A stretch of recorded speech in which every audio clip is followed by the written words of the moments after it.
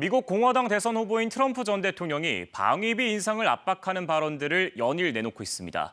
이런 가운데 트럼프의 전 현직 참모들은 최근 들어 전술핵 무기 재배치는 물론 한국의 독자적 핵 보유 가능성까지 언급하고 있는데요. 단순히 돈 문제 때문이 아니라 중국 견제에 집중하려면 한국의 방어는 한국이 주도적으로 해야 한다는 얘기를 집중적으로 하고 있습니다. 오늘 월드 이슈에서 국제부 금철영 기자와 함께 그 배경과 자세한 내용을 알아보겠습니다. 최근 트럼프의 전 현직 외교 안보 참모들이 한국의 핵 보유 가능성을 언급하고 있습니다. 어떻게 해석해야 할까요? 네, 북한의 핵 역량이 갈수록 커지고 있는데 확장 억제 개념의 기초에 핵 잠수함 같은 전략 자산을 상시적으로 투입하는 식의 대응으로는 돈은 돈대로 들면서 효과는 별로 없다라고 판단하고 있는 듯합니다. 지난주에 미국 상원 군사위원회 공화당 간사인 로저 위커 의원이 또 불을 지폈는데요. 대북 억제력 강화를 위해서 한반도에 미국의 전술 핵무기를 재배치하고 나토 방식의 핵 공유 방안을 제안했습니다. 위커 의원은 일찌감치 트럼프 지지를 공식 선언한 인물입니다. 또 트럼프가 당선될 경우 국방장관 후보로 거론되는 크리스토퍼 밀러 전 국방장관 직무대행은 최근 동아일보의 인터뷰에서 한국의 자체 핵무장 가능성에 대해 아직 얘기할 단계는 아니다라면서도 트럼프 행정부가 출범하면 그동안 금기시됐던 주제들에 대해서도 테이블 위에 올려놓고 얘기할 수 있을 것이다 이렇게 밝혔습니다. 네, 그리고 트럼프 전 대통령은 이 주한미군의 숫자가 너무 많다는 듯한 그런 취지의 발언들도 해왔거든요. 만약에 트럼프가 당선된다면 방위비 인상 압박뿐만 아니라 주한미군 감축까지 추진할 가능성이 있다고 봐야 할까요? 네, 지금 나오는 발언들만 본다면 트럼프 일기 때처럼 단순히 돈 문제로만 봐선 안 될 것 같습니다.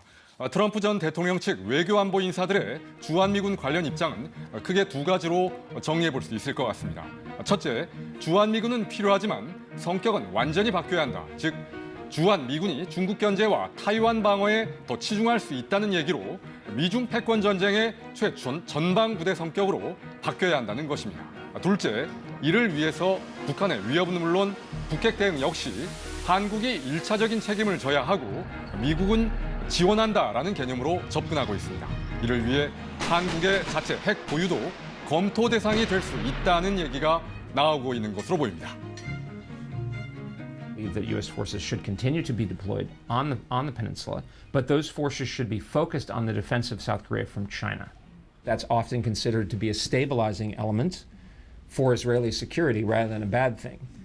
And so, why wouldn't we apply the same logic to South Korea? 네, 이런 가운데 그동안 금기시됐던 한국의 핵 보유도 선택지 가운데 하나라는 얘기까지 나왔습니다. 한국의 핵무장을 용인할 수도 있다는 듯한 발언으로 들리는데 이건 배경을 어떻게 봐야 할까요? 네, 일단 트럼프 측 외교안보 인사들은 그동안의 미국의 비확산 정책이 실패로 돌아갔다라는 평가를 내린 것 같습니다. 지난 2018년까지는 북한이 핵과 미사일을 개발하면 국제사회가 강력히 제재를 했는데 우크라이나 전쟁 이후 중국과 러시아가 완전히 이탈한 상태입니다. 이제 아무리 북한이 핵과 미사일 역량을 강화해도 안보리 소집조차 안 되는 상황입니다. 지난달에는 안보리의 대북 제재 감시 기구라고 할 수 있는 대북 제재위원회 전문가 패널의 임기를 연장하는 안마저 러시아의 반대로 무산이 됐습니다. 대북 제재를 감시하는 유엔 안보리 기구가 없어진 것입니다.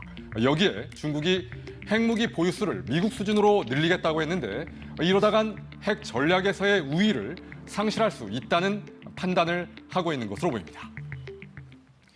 어쨌든 이 북한의 핵과 미사일 역량 강화가 계속되는 상황에서 결국에는 미 대선의 결과가 우리 안보에도 영향을 미칠 수밖에 없는 것으로 보이는데요. 우리는 어떻게 대응을 해야 할까요?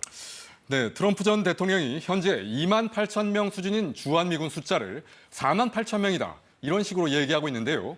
필요 이상으로 많은 병력이 주둔하고 있는 것으로 인식하고 있다는 건 분명해 보입니다. 그래서 방위비 분담금은 올려받으면서도 병력 수는 크게 감축하거나 아예 지상군 철수 등의 카드를 뽑아들 가능성도 배제할 수 없습니다.